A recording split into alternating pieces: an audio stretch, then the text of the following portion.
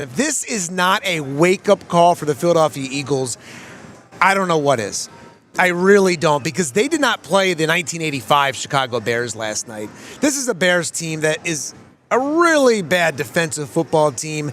They were missing a ton of players, lots of linebackers, and the Eagles have one of their worst offensive performances of the season, and this goes back weeks. Weeks. Think about this. Going back 4 weeks since the bye week. Going back to the Cowboys game in particular, they went 4 straight quarters without a touchdown, worst stretch of the season. Since the bye, the Eagles have scored 62 points combined in those 4 games. Offense averaging 15.5 points per game over the last 4 games. Are you kidding me? Think about it like this. The Eagles offense, all the talent they have, it is the highest paid offense in the National Football League. Jalen Hurts, A.J. Brown, Devontae Smith, Saquon Barkley. Don't forget Jordan Mailata, Lane Johnson. Of course, Lane didn't play, but this offense, too talented, too rich to be having these issues this late in the season, and you have everybody back. Think about it. 10 of the 11 starters from the Super Bowl team are back, and you're still having issues. So what is the issue? What is the issue with this football team? Everybody is screaming and yelling, pointing fingers. Fans last night are leaving the building, yelling, screaming, fire Kevin Patullo. What is the answer? Let's go to the man himself. Here's what Nick Sirianni, the Eagles head coach, said last night about what exactly is going wrong with this football team. Listen. We'll evaluate obviously everything, but like I said to you guys, when you win, when you lose, it's never about one person. We all collectively have to do a better job, and that's going to be starting with us as coaches, starting with me as a coach, finding solutions to getting the offense going. And so I'll put that on us as a staff and put that on me most individually there to help get this thing pointed in the right direction. But yeah, no, I still stay with that. You can't. It's the greatest team sport there is, and it's never about one person. We all have to look internally and all have to get better, and coaches and players. Thank you. Offense, though, you return 10 or 11 starters. You guys spend more money on that in the NFL. Why is it not performing? Yeah, if I wish I could tell you this is exactly what it is, and this is hard. It's not easy to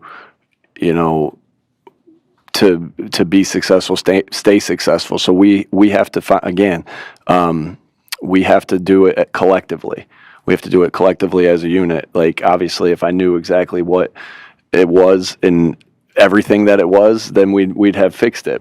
But right now, we're still searching and we're still looking, and a lot of football left to play. 8-4 right now, a lot of football left to play. And this weekend will be, an opportunity for us to find more answers and to figure things out as coaches, players being able to rest, to gear up for this last stretch of 5 games left. But obviously it hasn't been good enough. Coaching, playing, and we got to find answers. It seems crazy to me, as we are back live here at the Sportsbook at the Parks Casino in Ben Salem, that Nick Sirianni is still searching for answers. And if you listen to him there, it doesn't even sound like he has an answer. And to be this deep into the season for a team coming off a Super Bowl win is really hard to fathom. And he says he's going to evaluate everything. Coaches, players, everything, you name it. But one thing he's not going to change heading into this Chargers game on Monday Night Football, as they have a 10-day break, is the offensive coordinator. And Eagles fans, again, coming out of the LINC last night, fire Kevin, screaming it even inside the LINC, fire Kevin Patullo. They're not going to do that. Barring something changing here, Nick Sirianni said it himself that they are not going to make a change whether you like it or not. And this goes to show that maybe it's not Kevin Patullo's fault, but I want you to hear this because it is interesting to hear Nick Sirianni say point blank, no. We are not getting rid of offensive coordinator Kevin Patullo. Listen to this. If I could ask you, just to clarify what you said earlier about evaluating everything. So does that mean you are evaluating, like changing the play call? No, we're not changing the play caller. But we will evaluate everything, and that's what this weekend we'll have another little mini bye, and I think that's another short week, another short week that leads to a long weekend where we'll evaluate everything. But again, like I said, after that, it's never just about one person, right? You win as a team, you lose as a team, and you try to evaluate everything, win, lose, or draw, and get better from it. What's Jalen doing to give you that confidence? Yeah, again, I have confidence in the entire group. Again, I know it will keep coming back to Kevin, but again, if I thought it was one thing, then you make those changes. Obviously, it's a lot of different things, but I don't think it is Kevin. Now we all have a part in it. Kevin has a part of it. I have a part of it. All the coaches have a part of it. All the players have a part of it. Again, you win and lose as a team. It's never on one thing. It is interesting when you hear Sirianni, there was a little quick one-liner in there where he goes, I don't think it's Kevin. And maybe it's not Kevin. Or maybe Nick goes, okay, if we made a change, it could spark this team. It's kind of like firing a manager in the middle of a season to get something going. But baseball is different, of course, than football. And maybe it's not Kevin Patullo's fault. But you're not going to get rid of Jalen Hurts. You're not going to get rid of A.J. Brown and Devontae Smith and Saquon Barkley. And there's all sorts of issues all over the place. And again, this is a good football team. And if you look at the odds, if you look at the betting lines, I mean, the Eagles are still among the favorites to win the Super Bowl. As bad as this felt yesterday, as bad as this stretch has felt, and this offense that has been disjointed, but do you agree with Nick Sirianni saying it's not Kevin Patullo's fault? And again, maybe it's not, but sometimes maybe you have to make a change just to make a change to just send a spark. Now, if you think back a couple years ago, they did this on the defensive side with Sean Desai, and things just went bananas. And things just really went off the rails, and it felt kind of internally like they were panicking when they got rid of Sean Desai in the middle of the season. And maybe Nick learned from that. Or maybe just flat out, this is just not Kevin Patullo's fault, and he's the easy scapegoat for the press and for the analysts and, of course, for the fans. But you do have to wonder how much is on Patullo and how much is on Jalen Hurts. And Hurts, he has been great at not turning the ball over. Of course, that was an issue yesterday, and he took full blame for that. But when you look at Jalen Hurts and you wonder what his relationship is like with Kevin Patullo, and remember, Hurts has done a really good job. Don't forget, he won a Super Bowl. He took you to another Super Bowl, and he played lights out in that Super Bowl that he lost. But Jalen Hurts, even though he has all the guys around him, he's had so much change around him. How about 13 different play callers in the last 10 years for Jalen Hurts, dating back to college? So Hurts has had a ton, a revolving door.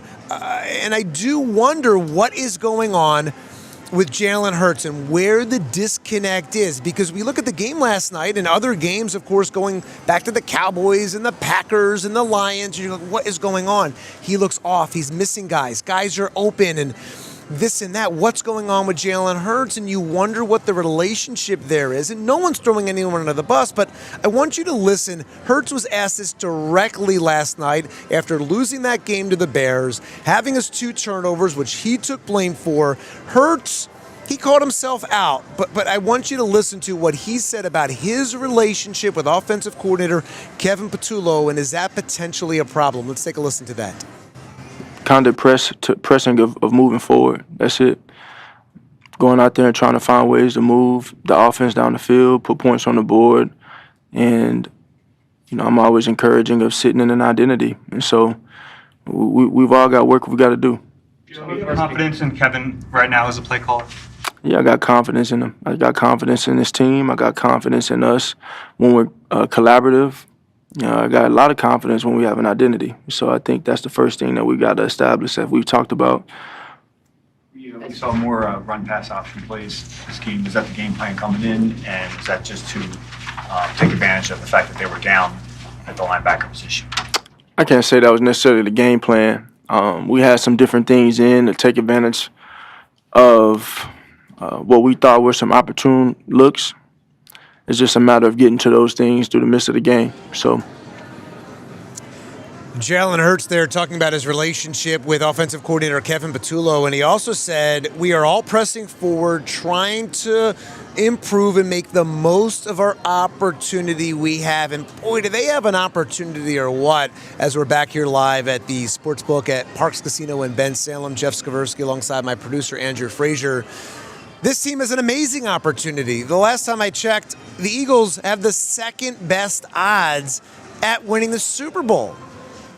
Okay, like this is a Super Bowl team, and it's hard to fathom at this point. And again, as we talked about at the top of this show, hopefully this is a wake-up call for the Philadelphia Eagles and it could spark things. But we've been waiting for this thing to get rolling here, and it just hasn't happened. And 12 games into the season, it's just at a point, and I have been patient with this team, and I have defended this team.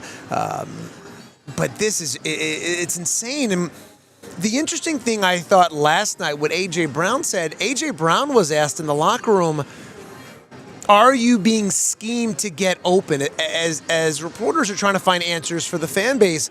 And A.J. Brown, when asked, are you being schemed to get open as an offense? He said, yes, it's coming down to execution. Now, maybe it's on the receivers. Maybe it's on the tight ends. Maybe it's on the offensive line. Maybe it's on Jalen Hurts. Maybe it's on Kevin Patullo and Nick Sirianni. And maybe it's just a combination. And they're also getting some different looks from teams, and they're getting each team's best shots. What I found really interesting last night, a couple plays. First half last night against the Bears, there was that third down. There was 13-12 on the clock. Second quarter, it was a 3rd and 8 at the Bears' 26-yard line. They go no huddle, shotgun.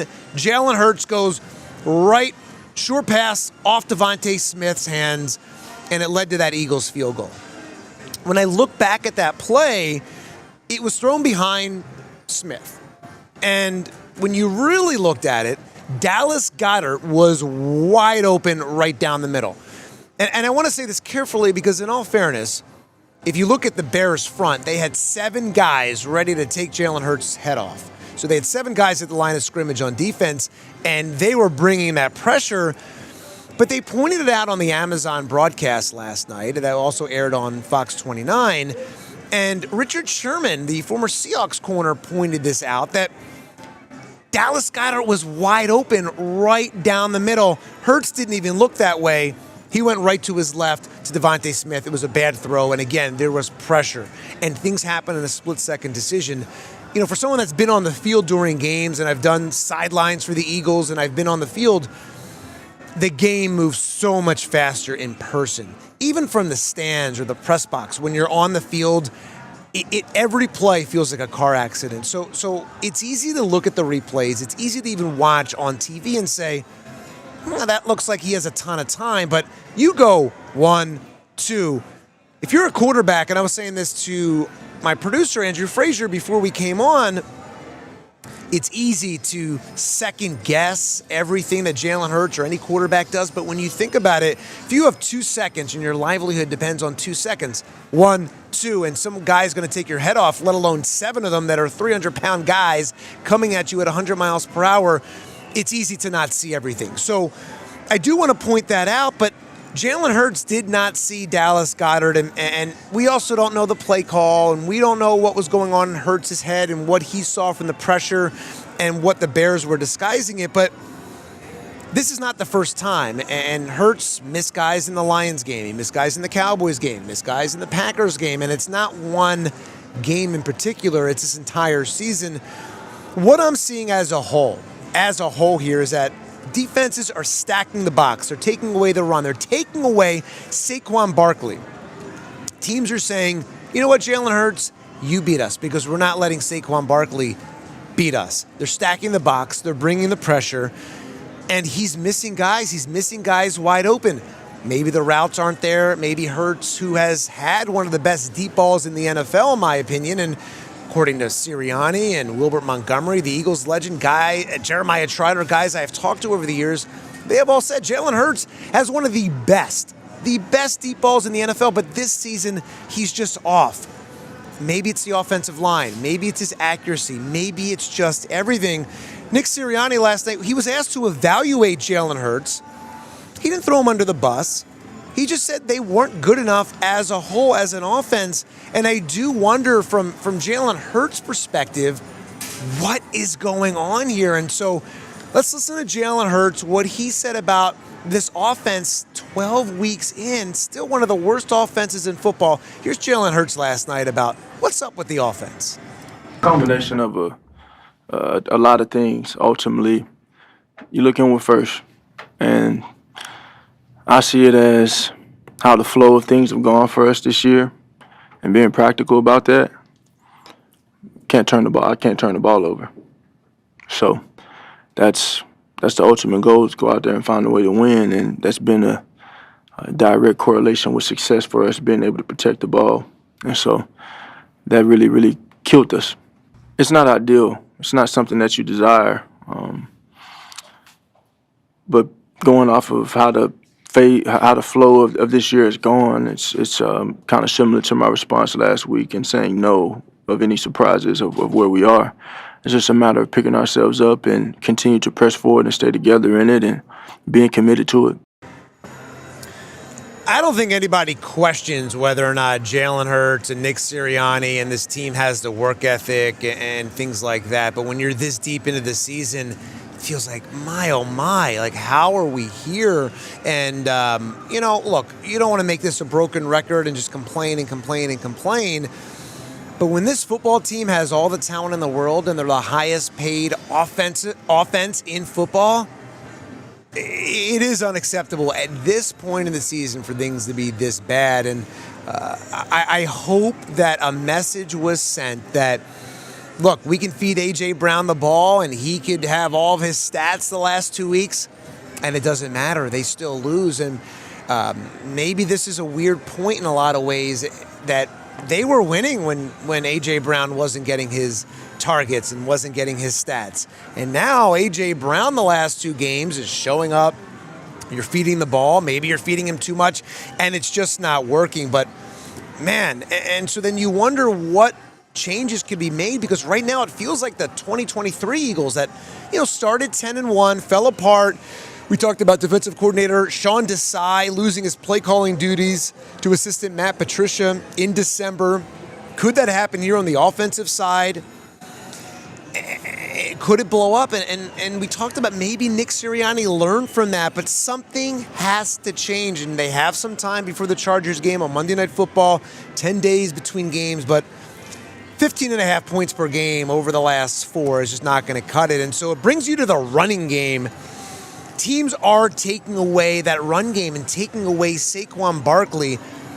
Look, Saquon Barkley should have just went off yesterday. When you think about what kind of team they played, the Bears coming in had the 28th ranked defense against the run. This is Saquon Barkley we're talking about, and I know a lot of miles were put in those legs last year, and he had a career year, one of the best running back seasons ever. They win a Super Bowl. They don't win without him.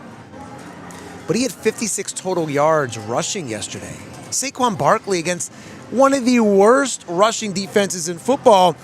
Listen to this. First half, they ran 17 plays, only 2 first downs, 83 total yards, 26 rushing yards. 26 rushing yards in the first half. Barkley, the best running back in the NFL.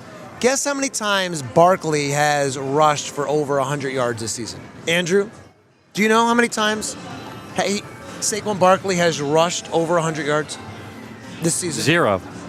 One time. Wow, that's one time. Crazy. $150 in that win against the Giants. But that's it. And Jalen Hurts said that he can't point to one thing. It's execution. And, we've talked about the identity of this team. The identity thing is so overblown to me. Like, the identity is this, the identity is that. I'm tired of hearing about the identity. Just play football and win the game. Just win the freaking game. And by a large part, Jalen Hurts has done that, until the last couple weeks, obviously, against the Cowboys and last night against the Bears. Then the offense hasn't been pretty, and the defense has bailed them out, and we'll get into the defense. But I just don't know what's going on. And so then you go what are the issues with the offensive line? And what I think nobody's really talking about is that the offensive line has been banged up. Of course, Lane Johnson, he has the foot injury, did not play last night. He's missed the last few games. He's going to miss probably about a month. Doesn't need surgery. That's a good thing. But they haven't been cohesive all year. They've had injuries. It has led to a lot of issues, and we hear all the time it starts up front and you build through the trenches and out.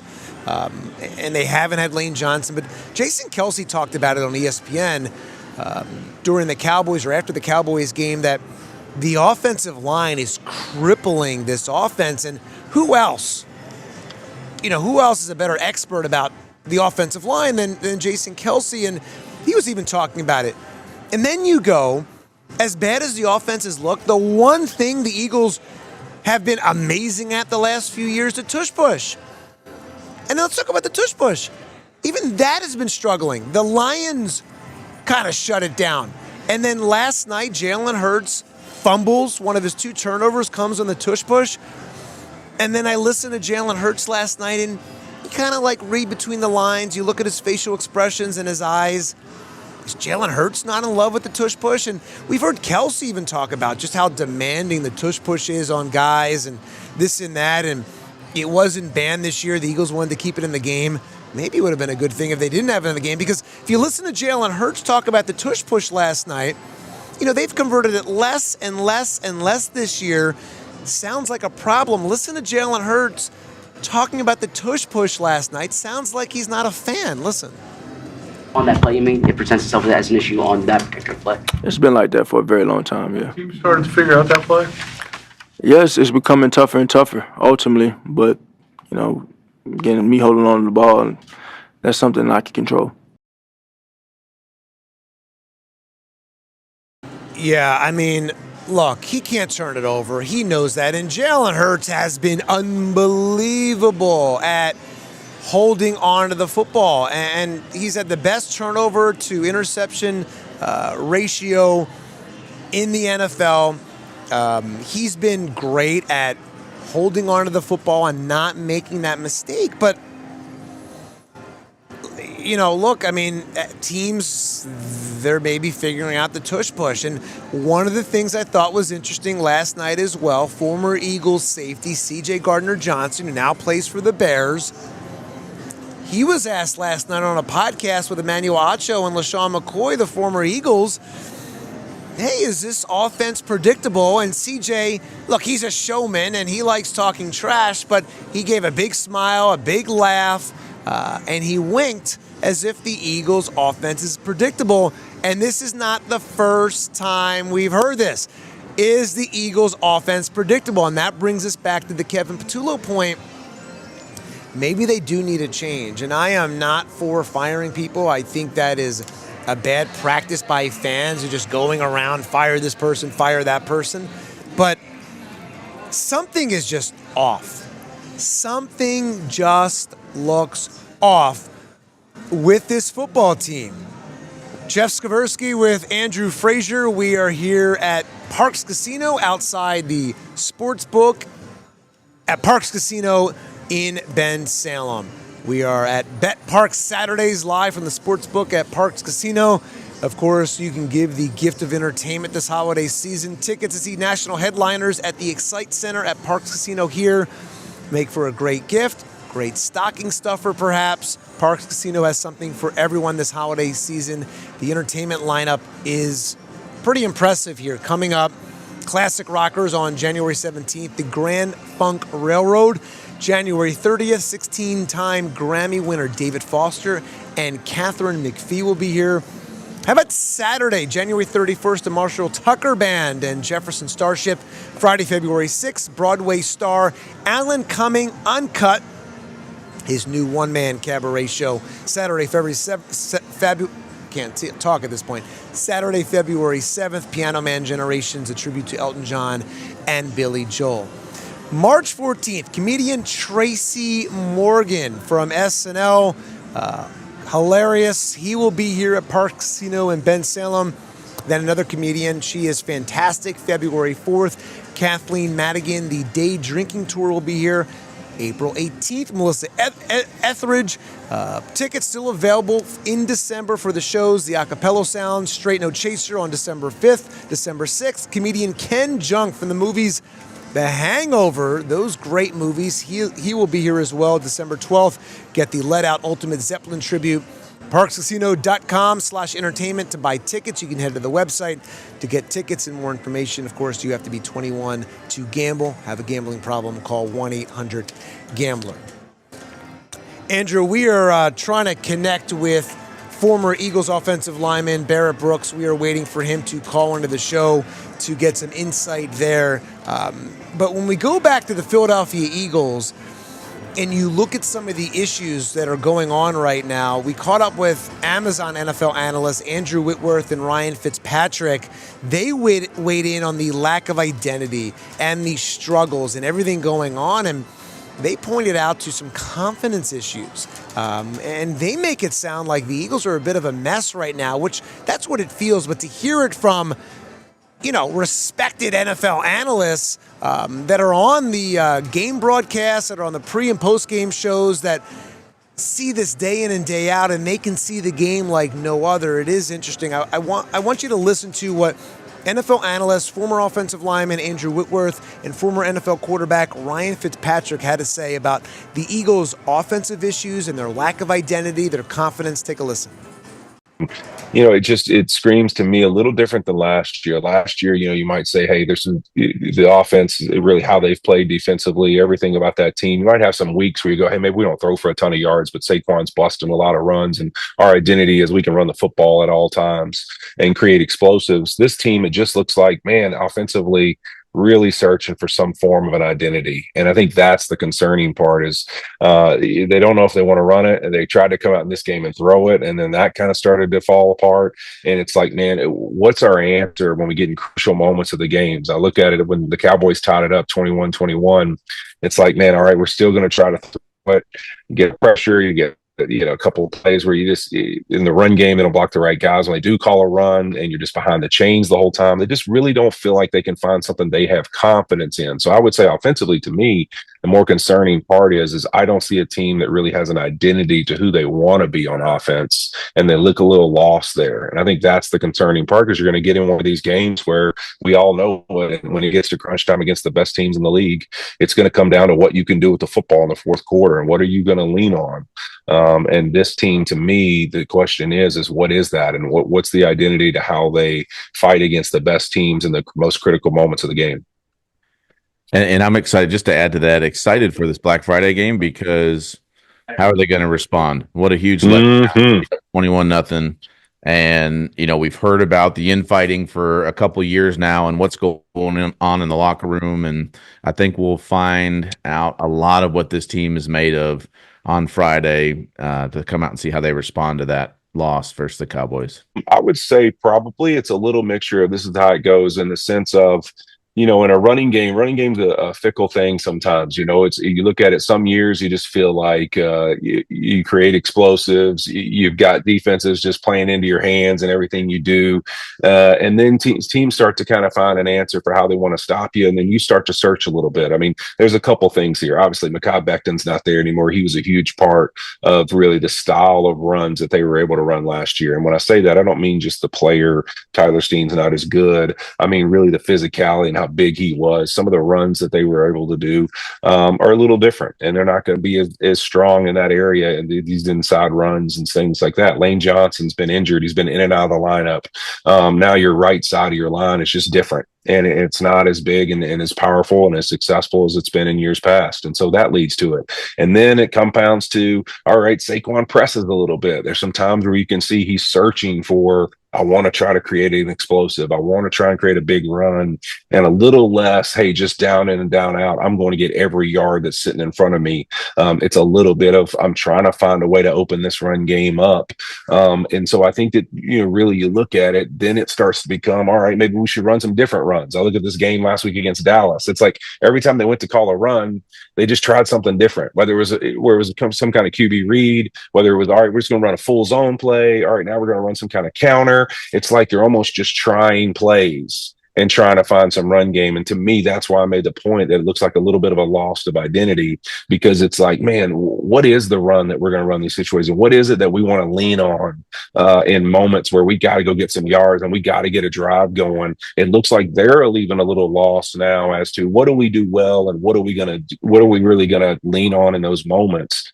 They can't find it because they've kind of been a combination of all the above. Guys in and out of the lineup, not playing as well as they played last year, and then really starting to search a little bit. It kind of feels like that is all encompassing. It's not just one thing. You hear guys say all the time, it's like 1 out of 11 guys messes up and all of a sudden we can't produce. That's what starts to happen in the run game. And then it starts to get everybody kind of guessing, whether it be the play caller, the guy carrying it, or even the offensive line. We're all trying to get a each other. And really, what is our identity and confidence? Because confidence is the number one thing in this game. I don't care if we're talking about defense, offense, anything else. They don't have the confidence right now. And when you're calling plays and trying to figure it out without confidence, it makes it a whole lot harder. They just need that one game. And the Bears have not been great against the run. So maybe this is their moment. We keep saying that this year, but this Eagles team is too talented. Like if they can just find that game where they can get some confidence and some self-belief, I still think they have the guys to be a really successful offense without question. That is NFL analyst with Amazon Prime, Andrew Whitworth, the former offensive lineman. And you think about this football team, they do have some time. And a lot of guys said last night, Cam Jurgens included, the Eagles center, that the sky's not falling. They have time to figure this out. But you wonder, it is really late in the season. And let's go from one former offensive lineman to another. Let's bring in former Eagles second-round pick and former Eagles offensive line, Barrett Brooks, who does a great job now on NBC Sports Philadelphia, analyzing the Birds. Barrett, how's it going? Thanks for joining us. I'm good. I'm still tripping off last night, man. It just bothered me so much. Not necessarily that they lost, but the way in which they lost. I would have never thought in a million years our team would get dominated in the trenches the way we did. They ran on us when they wanted to. They stopped the offense when they felt like it. This game was really telling as far as if they need to go see the Wizard.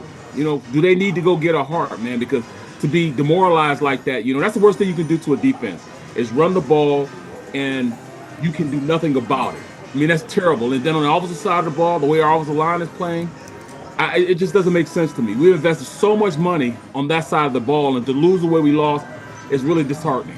It certainly is, and we talked about it at the start of the show that the Eagles, they bring back 10 of their 11 starters from the Super Bowl team on offense. They have the highest paid offense in the National Football League. They have way too much talent. So, Barrett, to simplify it, what would you say is there a singular issue that you see? I mean, you know this game inside and out. Is there a singular issue that you see as the problem here, or is it just a culmination of everything? It's the discipline. There is no discipline on this team. And that bothers me because Nick Sirianni teams have always been disciplined. They had made too many turnovers 3 years ago. And the next year, they had, 4 turnovers during the regular season? That comes from having discipline and understanding what you have to do to be great. They've been to the mountaintop. They know what it is to be great. They understand how to cross their T's and dot their I's. And for them to go out there and make as many mental mistakes, pre-snap mistakes, that's the biggest thing because they take no athleticism. All they have to do is you jump off sides, you line up in the wrong way. Those are the things that kill you, because now you're against the sticks. This offense has to be on time for it to work efficiently. That means, getting at least 5 yards on first down. So now when you get to third down, third and short is much more manageable than they've been, 3rd and 12, 3rd and 8, 3rd and 10. And there's not too many plays you can keep running to really keep the offense going. So they've been 3 out, 3 and out, 3 and out, 3 and out. That's been their theme. They got double the plays ran on them yesterday. Double the plays. The time possession was horrible. I mean, that first quarter, they had over 100 yards rushing in the first quarter alone. Yeah, that hasn't happened in forever. And the defense, it was one of the worst defensive performances, at least against the run, in Eagles history. And it was the worst in 10 years. It was, 281 they allowed? It was awful. Oh, awful. I mean, and Swift, Swift is a former guy. He played for us and we let him go. Yeah, and the way and he he's played, from here, and there's probably a chip on his shoulder, and any Yeah. great athlete will use anything as motivation. I mean, Jalen Hurts still has the Super Bowl loss to the Chiefs on his phone from a couple years ago as motivation. You're like, they just won, but these were what great athletes do. But when I look at this football team, Jason Kelsey said it the other day, kind of to your point, that the offensive line is crippling the offense and everything going on. So if you could come in and just wave a magic wand, Barrett, what is your solution to fixing these issues? You have 10 days between games now with that Monday night game in LA on Monday Night Football against the LA Chargers. You have 5 games left overall. This is a Super Bowl team. When you look at it with talent, what is it going to take to fix this? What would your fix be here? It's nothing physical. I mean, they still have the best roster in the NFL. And people look at me like, oh, you crazy. What are you talking about? They just got dominated like that. Well, it doesn't still, change the fact that they have a great receiving core when they can use them the right way. The offensive line, all right, at this point, they haven't been playing well because, they have their all-world right tackle. He's out. So, that's where. But, guys like Cam Jurgens right now. Cam is playing on one leg, and it's not giving us really an opportunity to be successful a lot of the times because he's getting pushed back. He's not able to get to the second level like he used to. He's not able to, push off the ball because his power angles aren't there. He's playing straight-legged. And I love, he's doing it, he's out there, trying to win one for the Gipper. He's trying to go out there and give his best. But right now, I don't think his best is good enough on the field because he's injured. He's not the all-pro caliber player that he was last year. He's probably 75 to 80%. And, but he's still trying to go out there and will his team to win. We're getting put in positions where they're just not successful because they're not doing things the right way. Meaning, they're not running the ball successfully. They're not doing a lot of stuff right. So, that's what it is. That's what it is. Nick Sirianni was asked point blank last night, are you going to make a change at offensive coordinator? And he said no. Absolutely not. Could he change his mind? Of course. But Nick Sirianni, he said it's not on Kevin Patullo. 1, do you agree? And 2, do you have to take the approach where you have to consider a change, even though it's not his fault, to just get this offense, find a spark? Look, this situation kind of backfired on the defensive side a few years ago when they took away play calling duties from Sean Desai, and they had Matt Patricia do it after that 10-1 start, and then it was a whole meltdown, and they lost against the Bucs in the playoffs, and that was just a mess. What would you do here with the Kevin Patullo front? Eagles fans leaving the LINC last night, fire Kevin, fire Kevin. Is that fair? Where do you stand on the Kevin Patullo front? Unlike everybody else, I don't think firing Kevin is going to do anything to it because you can still have the same play call, have another play caller in there, and they can still continue to play undisciplined football. It doesn't matter. The gap discipline on the defensive side of the ball was horrendous. Guys started freestyling, trying to make plays. You don't do that. You got to work within the scheme work of the defense. You have to make sure that you're running what the defense requires. So if that's your gap, stay in your gap. Don't try to cover your gap and somebody else's gap. That's when the gap integrity gets, ruined in the defense, and that's exactly what they did yesterday. They picked holes, and the guys, left the gap, and a swift touchdown. That's exactly what happened. Jalen jumped out his gap. Jalen Carter jumped out of his gap, jumped outside, freestyling, opened up, a cavernous, hole, and he just ran. I could have ran through it. So you got to stay disciplined in what you're trying to do. You do look like you're in great shape, by the way. I do believe you that you could jump through that. You're still in amazing shape. It's ridiculous, no? I just don't understand what is going on, Jeff. Yeah, and I don't know if Nick Sirianni. How you can coach discipline. How do you coach discipline? It has to be something that's ingrained in you. That has to be something that's been coached in you all season. You don't just all of a sudden become disciplined. It has to be something that's worked on throughout the season. And because they're not disciplined now, they're going to continue to be, and they're going to continue to lose games, lose the war in the trenches, lose, games that they shouldn't lose. Yeah, it is shocking. And look, I don't want to overreact to what Nick said last night, where he said we're searching for answers, and I kind of wish I knew, what it was. And I don't want to put too much into that and go, oh, he doesn't know what's going. I don't.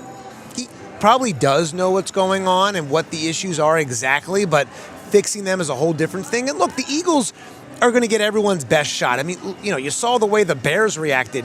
Caleb Williams running off the field, going nuts. Ben Johnson in the locker room last night, ripping off his shirt and flexing as if they just won a Super Bowl. The Eagles are getting everyone's best shot, and they're getting some tough teams in here, and it is hard to repeat. And I don't want to sound like this team is, 4-8 versus 8-4, or they've won 2 games. But at the same time, something is off. And when you look at the quarterback, and I'm sure you got some great insight last night on the postgame show. You guys do a great job on NBC Sports Philadelphia on the postgame show. I'm sure Ron Jaworski had some great insight, not only last night, but this season about the quarterback situation. Jalen Hurts, who I think, and many others I have spoken with, believe he has one of the best deep balls in the NFL, but this season, his accuracy and things just look off. We saw it in the Lions game. We saw it against the Cowboys. We saw it last night. He's missing guys. He's throwing behind guys. Guys are wide open. He doesn't see them. Brian Dable, before he was fired by the Giants, made a comment during one of his press conferences. He's like, yeah, A.J. Brown's, he's open a lot. And everyone went, whoa, wait, what, really? What are you seeing from the quarterback situation? What are you hearing about what's going on with Jalen Hurts? He just, from the naked eye, looks off. He is off, and right now, he's the captain of that ship. He has to be playing at a higher level. Period. He has to do more. There are guys open within the offense and how the offense is run. There are guys open. He's just not hitting. The throw behind that he had with Devontae was that's something you got to have. That's got to be textbook. That's got to be something that, he does every single day. Are you talking about the 3rd and 8? I don't want to cut you off, but are you talking about the 3rd and 8? It was like 13 to go. And so the one, Richard Sherman brought this up on the Amazon broadcast, and we talked about it earlier. Dallas Goedert was wide open up the middle. He didn't even look at him, and he just went left, right to Devontae. Now, look, you played the game. And you know what? And Jeff, let me piggyback that. That's where we should have been going with the ball anyway. 4 guys that started for their defense at the linebacker position were out. The 2 starters and the 2 backups were out. So what do? If you're playing with 5th and 6th string guys at the linebacker position, the middle of the field should be open. We should have went to Dallas Goedert all day. All day. He was open all day in the middle of the field. So if we are going to pass the ball, go to where their weakness is. Instead, we're trying to push it down the field, trying to force slants. No. Take advantage of what's in front of you. And that's what's in front. He was wide open on the play. The previous game against Dallas, the same thing. So many mistakes. And, so Dallas Goedert had 2 great plays, got nullified because of penalties. And then turn around this game, he should have been targeted the entirety of the game, and we didn't even use him. Yeah, and so what's interesting to me is, some people, I pointed that out last night, and I showed the screenshot of Dallas highlighted wide open. It was that 3rd and 8. It ended up leading to the field goal. They're in Bears territory, 13, I believe 12 on the clock in the second quarter. Dallas is wide open. Now, I do want to preface this by saying the Bears had a 7-man front, and so they had 7 guys at the line of scrimmage. And Barrett, you protected quarterbacks your entire NFL career.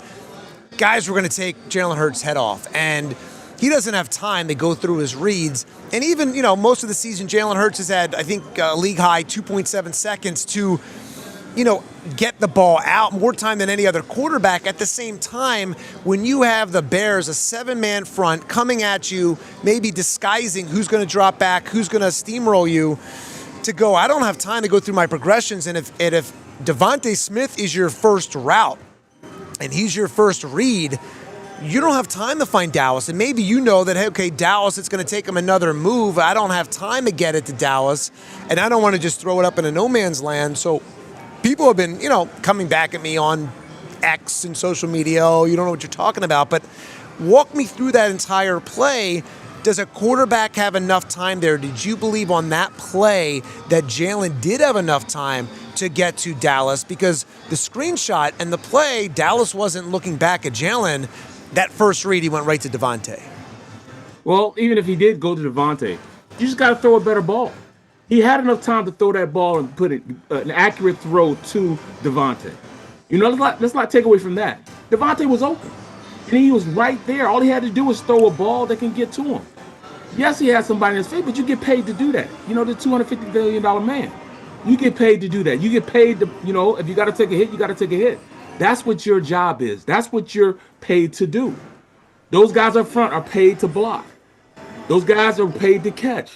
They get paid to do this. So, I mean, excuses aside, that's your job, you know, and you know, I get paid to break down the game. So when I see these things, I understand, you know, yes, you know, there's a bunch of things that, you know, are happening during a game, but you still get paid to make things happen. And he's a good enough quarterback that he should have made that throw. My expectation is if he was a regular quarterback, then all right, then I can give him some grace. All right, you know, he didn't make it. But no, damn it, you are an NFL quarterback, a Super Bowl winning quarterback, an MVP Super Bowl quarterback. So you've got to make that pass play. You've got to hold on the ball when you're going to tush push. That's what you can't do that. You've done a tremendous job the last 2 years of not creating turnovers. You have 2 in one game. And I love the fact, you know, in the post game, he said, well, you know, I tried to, you know, give AJ an opportunity to make the pass, to catch the pass. He saw Kevin Byard coming over, and he forced it anyways, and it was a pick. He took it on the chin. He accepted responsibility of it. But still, you're an MVP Super Bowl quarterback. You won a Super Bowl.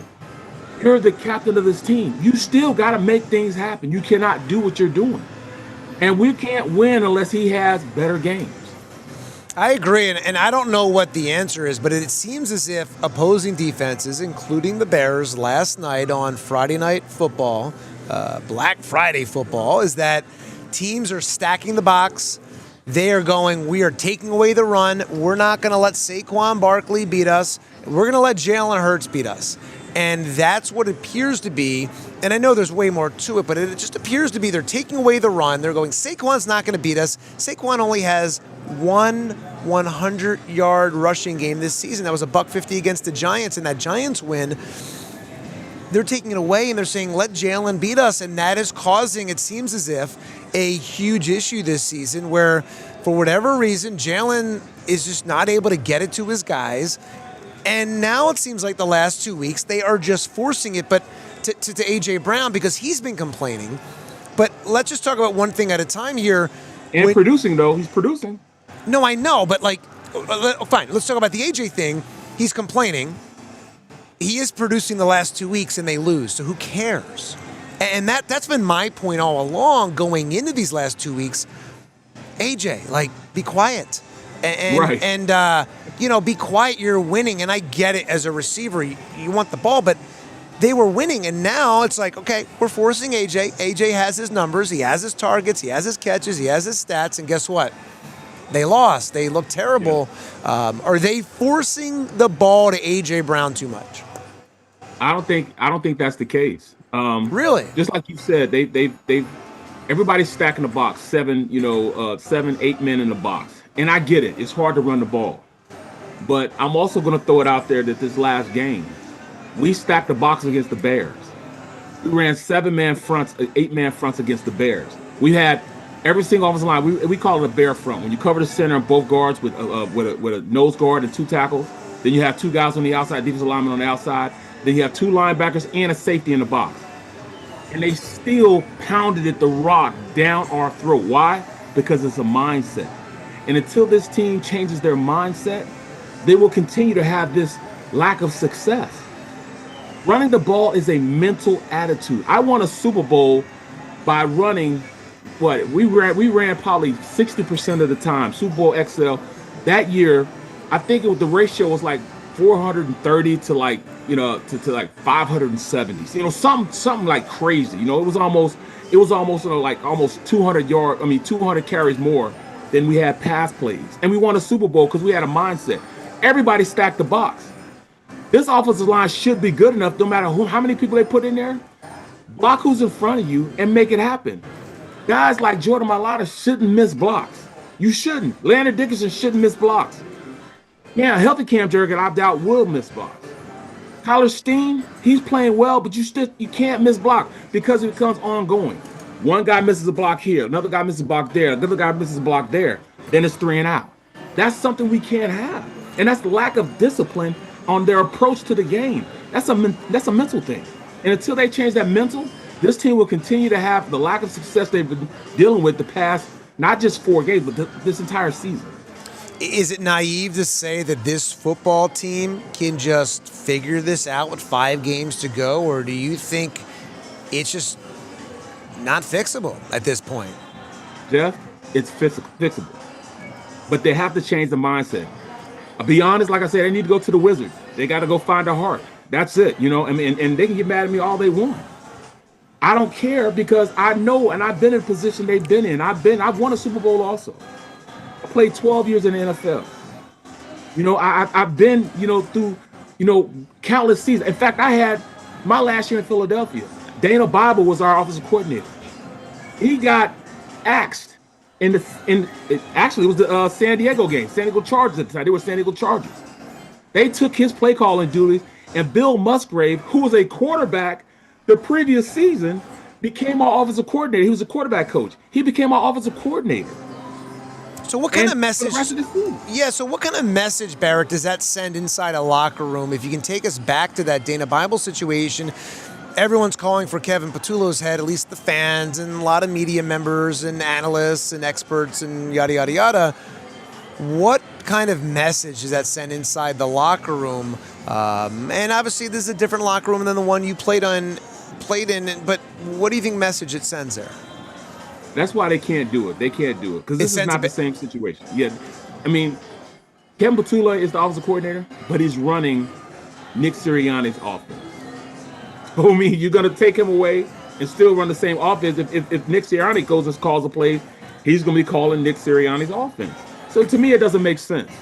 But when you look at it, as a player, you've got to make your coach right sometimes. If he calls a bad call, go out there and execute what the play call, and 9 times out of 10, it could be a successful play. You got to make the coach right. They have to play better individually as players before they can think about making any changes to the offensive schemes or anything else. They are playing horrible. Man to a man, this team are losing the individual matchups that they have out there. And that's why they're losing. It's not play calling. It's not that. Yeah. It's jumping off sides. Yeah. Pre-snap penalties, everything. They're just not playing good football to the man.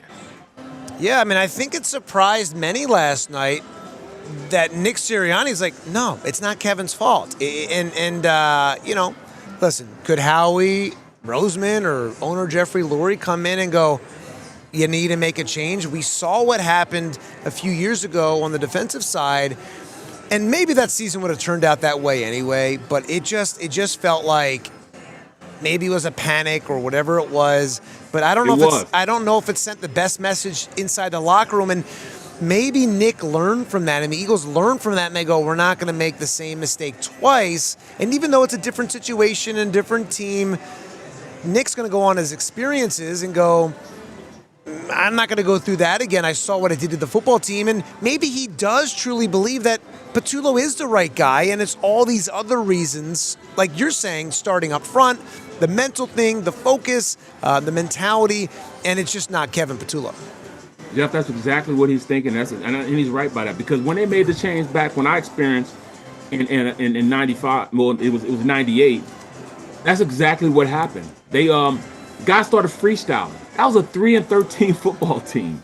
We went 3-13, and I mean it's a travesty that this team is so good. There's so much money invested on the offensive side of the ball. They should be scoring 30 points a game with the athletes they have. Saquon Barkley, they're trying to say, oh, he fell off. No, he did not fall off. When he last year, he was averaging 3 yards before he even got contact past the line of scrimmage. Now he's getting hit in the backfield. That was a combo block with Jordan Mailata and Dallas Goedert. And Dallas and they just totally whiffed on the play, and the guy came in and hit Saquon in the back, 3 yards in the back for a tackle for loss. That's just not having chemistry. That's just not, that's not executing a play. There are too many times when I see guys standing around on the offense. I'm going to challenge everybody.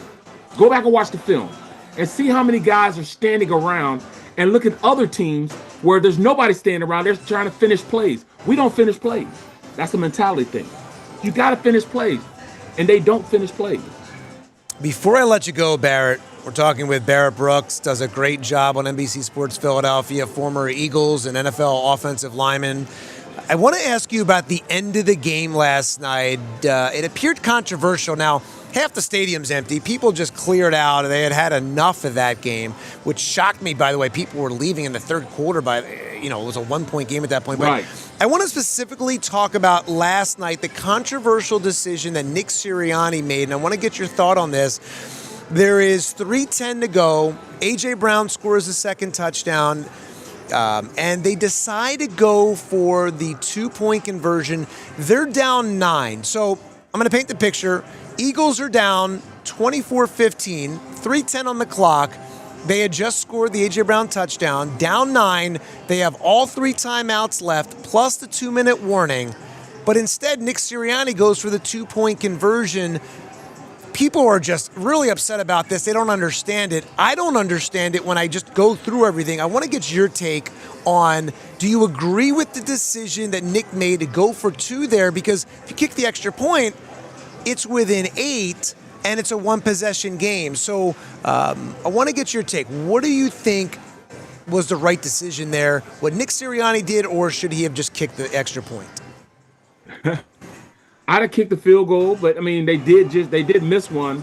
I mean, Sure. and we haven't even talked about that. They missed a field goal. Do you understand? But do you understand what Nick did? Or I don't understand it. I don't understand it either. I'd have kicked the field goal, and I think that would put a lot more pressure on Chicago the next possession also, that they would have to go do something. Maybe they have to force them into a mistake. But once they kicked that field goal, they knew they had it won. From that point on, they didn't have to worry about it, because now they were a 2-possession game instead of a 1-possession game. You kick the field goal, then you go out there, trust your defense, who has started playing better towards that time. They started playing a little better, just a little bit. I mean, they got beat by a play action where the tight end got out there past Blankenship, but they were still playing well enough that I would have said they would have been able to stop them. And he went down there and scored. It just changed the whole dynamics on how Chicago thought and how we throw. Yeah, I just don't understand it, because the odds of getting the onside kick, you're then forced to go for the onside kick there, which is extremely difficult, even harder in today's with the new kickoff rules, I think, than in the years past. So I don't understand, because you have 3:10 left. Let's say you get the extra point, assuming you get it, and you're within 8. It's a 1-score game. You don't have to do the onside kick. You can kick it deep.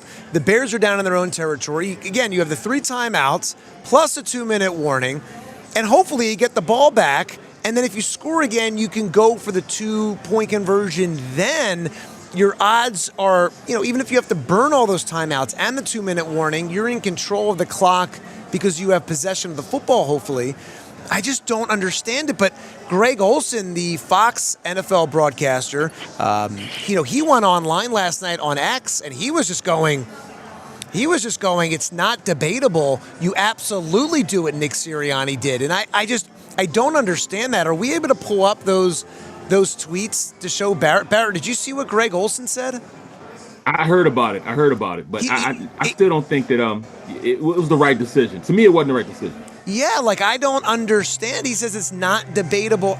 I guess I don't understand. And Nick Sirianni talked about it, that I want to know how many basically possessions I need and this and that. It just was baffling, because you go, all right, you're down 9, you could have been down 8, you score another touchdown, and these are all what ifs. And I don't want to say it's the reason they lost the game, but there's just been a couple decisions.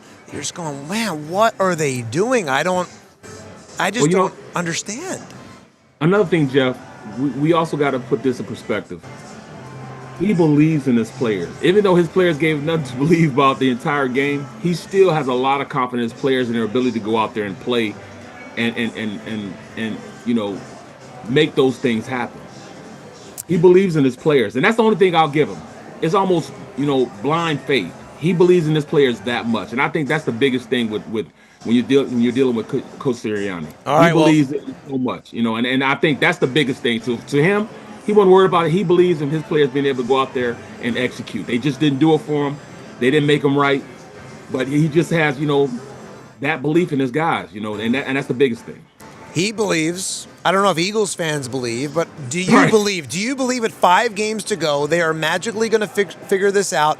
Do you believe, Barrett, that this football team, as bad as it has looked the last 2 weeks, the last 4 weeks, the entire season, at any point you want to pick, are they going to figure it out? I'm gonna tell you the truth. I don't know. I mean, you talk about that blind faith. You know, I do believe they're going to get it right. I do believe that they're going to make it and go far into the playoffs. They're going to figure out what they need to do because they're a championship team, number one. They have a great roster, number two. You know, and a lot of people say, how can you believe in this roster? They've done nothing. Well, I mean, I've seen it. I've seen that same roster win a Super Bowl. So I'm still believing their ability to go out there and influence games better than what they've been doing. You know, I think that they can win. I think they will win. They're going to rewrite the ship, and, you know, they're going to be fine going into these next 4 games. You know, they're going to have a tough one out there in L.A. this next weekend, but I think this is going to be the starting point. I'm hoping it's going to be the starting point, and I just bleed green, and that's, you know, the blind faith that I have. But, I mean, I truly believe Nick Sirianni can get these guys going in the right direction. Barrett, we love the insight, and I hope you are right that they figure this out. It's, of course, so much more fun when they are winning. Even when they're winning, by the way, people are still complaining, but that's another side note. But Barrett, great insight, former Eagles offensive lineman, Super Bowl champion. He knows how hard it is to win back-to-back Super Bowls. Does a great job on NBC Sports Philadelphia on their post-game show. Barrett Brooks, thank you so much for joining us on Bet Park Saturdays. Thanks a lot, Jeff. I really appreciate it. All right, great having you. There is Barrett Brooks, does a great job on NBC Sports Philadelphia. And I do want to just get back to that Nick Sirianni point real fast, that weird scenario everyone's complaining about. I don't understand. Are we able to pull up what Greg Olsen said last night? He says it's not debatable. You know, he's explaining the situation that a 2-score game, slightly less than 50% of the time, it's a 2-point succession rate. It's a 3-score game, the remaining percentage. He's just going on and on and on as you look at his tweets. And then he's saying, assuming that you kick the extra point and go down 8, he missed earlier the extra point, which we talked about with Barrett. You still need 2 possessions, which I get, you still need 2 possessions, but if you do what we said, which was kick the extra point, you get down 8, you kick it off deep to Chicago in their territory. There's 3:10 left. You have 3 timeouts plus the 2-minute, the 2-minute warning. Well, then you don't have to go for the onside kick. The onside kick is really hard. And J.J. Watt, the former Texan star, came out and he was going, analytically, you're absolutely correct. And Greg Olsen's going on and on and on that. You know, and look, these guys analyze it way more than I do, so I want to make it be known that I don't study this nonstop. Nick Sirianni studies it. Can we go to the Nick Sirianni last night was asked about this? Let's listen to Nick Sirianni explaining why he went for the 2-point conversion down 9 as opposed to the extra point. It seemed baffling. Fans are upset. Listen to Nick Sirianni. Trying to go down 9, in scoring to go down 9, what's the thinking between the 2-point conversion, the first touchdown, and then the potential second touchdown? Yeah. Obviously, we had to get one at one point. We had to get a 2-point conversion at one point. I've done a lot of studies on that in my notes. You know, down 9, I'm always going to go for 2 in that scenario. So I followed the plan that, you know, again, I don't try to take anything for.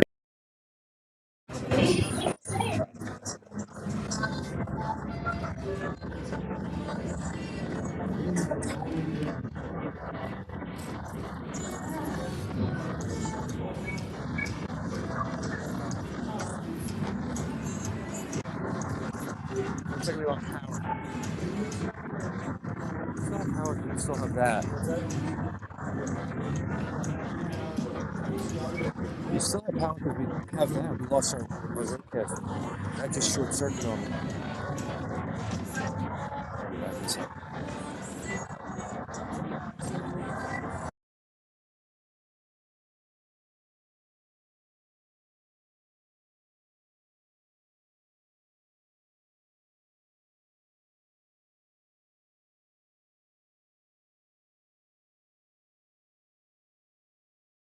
There was Nick Sirianni trying to explain why down 9, what they're thinking, going with that 2-point